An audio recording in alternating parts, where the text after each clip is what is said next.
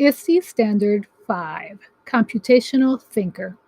Students develop and employ strategies for understanding and solving problems in ways that leverage the power of technological methods to develop and test solutions.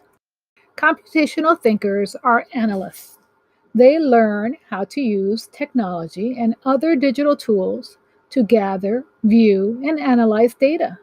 Computational thinkers learn how to find and use information that supports their claims and learn to take advantage of things like automation to solve complicated problems. In the classroom, students might use devices to measure and record information.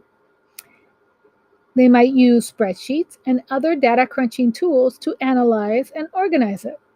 Students learn to use simulators and run virtual experiments to test theories. By learning to use the same strategies scientists and innovators use, they will be equipped to tackle the problems that our world faces right now.